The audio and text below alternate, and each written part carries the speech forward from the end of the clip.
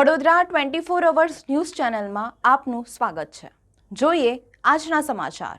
વડોદરા મહાનગરપાલિકા દ્વારા અગાઉ 24 લાખનો ખર્ચ કરીને પાલિકા દ્વારા હરણી સ્કલ્પચર પાર્ક ખાતે 32 જેટલી કલાકૃતિઓ મૂકવામાં આવી હતી, ત્યારે ફરી એક વખત વડોદરા પાલિકા દ્વારા હરણીમાં હજી 12 જેટલી કલાકૃતિઓ મૂકવાનું આયોજન કરવામાં આવ્યું છે, જેની પાછળ પણ મસમોટી રકમ ખર્ચવામાં આવશે। ત્યારે અકોટા સ્ટેડિયમ ખાતે શહેરના 25 કલાકારો દ્વારા બનાવવામાં આવેલી કલાકૃતિઓ આજે દયનીય સ્થિતિમાં છે।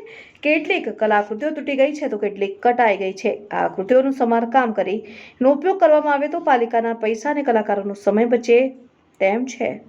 વડોદરા મહાનગરપાલિકા દ્વારા હરણી સ્કલ્પચર ખાતે અનેક કલાકૃતિ પ્રદર્શિત કરી છે।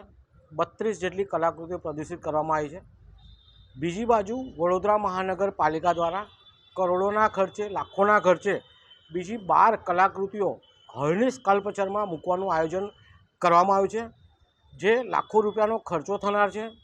ત્યારે જોવા જઈએ તો વડોદરા શહેરના અકોટા ગાર્ડનમાં આવી અસંખ્ય સ્કલ્પચરની મૂર્તિઓ લોખંડની પડેલી છે, જે કાટ ખાઈ રહી છે, જેને વ્યવસ્થિત કરીને આ જે સ્કલ્પચરની જે પણ મૂર્તિઓ છે એ તમામ હરણી ખાતે મૂકવામાં આવે, જેથી કરીને જે ખર્ચો નવો થવાનો છે ખર્ચો ઓછો થાય।